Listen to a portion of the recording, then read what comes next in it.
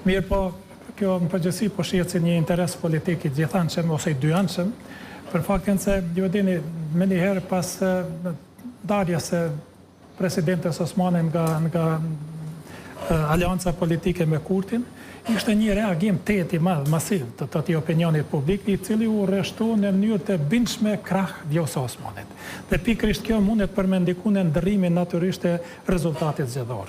Edhe në këtë aspekt, në qoftë se vjen deri te kalimi i Vjosa Osmanit në LDK, prapë unë vlerësoj se do të ketë një rritje të dukshme të elektoratit, mirë po mos harrojmë edhe një çështje. Vjosa Osmani është themeluese e Partisë Guxo, lëvizjes Guxo atëherë, dhe një numër shumë i madh i antarëve të kryesisë që sot janë deputet në Parlamentin e Kosovës, janë idhëtar të saj dhe kjo nuk do të përjashton mundësinë eventuale të kalimit komplet të strukturës së Guxos prapë në krah të Vjosa Osmanit për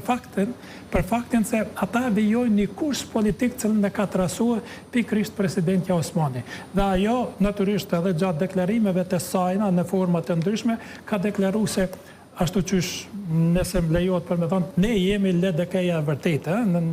pas asaj qarjes dhe konfliktit cilën ajo e kishte me strukturat e përpashme të LDK-s, cilat ndikun të kalimi saj nga LDK-ja natyrisht dhe themelimin e lëvizjes Guxo. Prandaj unë besoj se në qoftë se vjen deri te integrimi i Vjosa Osmanit në LDK, ose në qoftë se vjen edhe deri te kandidimi i saj me një listë të veçantë, do të ketë një ndryshim të përbërjes ose të strukturës aktuale të Parlamentit Kosovës, në drejtim natyrisht si rezultat do të rezulton me parti, do të me rezultat proporcional i cili do t'i detyron të partit politike që të krijojnë një marrëveshje për zgjedhjen e presidentit të ri. Ose edhe për një palë zgjedhje tjera, se që thasë dhe Kurti edhe një herë. Këtu është problematika që zgjedhjet e reja, sipas të gjitha gjasave, nuk do të prodhojnë zgjidhje. Sepse do të, sipas kësaj që diskutuam dhe sipas asaj që pritet, sipas dhënave, sepse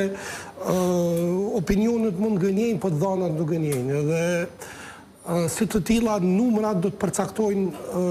ulset e reja në kuvend. Gjasat e mëdha janë që do të ketë një rënje të lëvizjes së vendosë dhe ngritje të lidhjes demokratike në skenarin bashkë me Vjosa Osmanin, apo patëm hipotezë që të jetë pozita e lëvizjes vendosjes si fituese e zgjedhjeve do të jetë shumë më e dobët për krijim të qeverisë ardhshme, për emërim të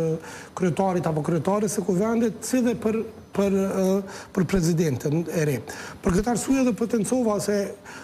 tani në këtë moment dhe këto që kanë mbetur është përgjegjësi dhe mbi të gjitha interes e lëvizjes së vendosjes që të mos shkohet në zgjedhjet e ardhme, që synoj të prodhoj një marrëveshje të re politike. Ne kemi rastin për shembull të lidhjes demokratike të Kosovës në atë kohë kur me presidentin Rugova zoti Haradinaj u bë kryeminist me një përqindje shumë të vogël. Pse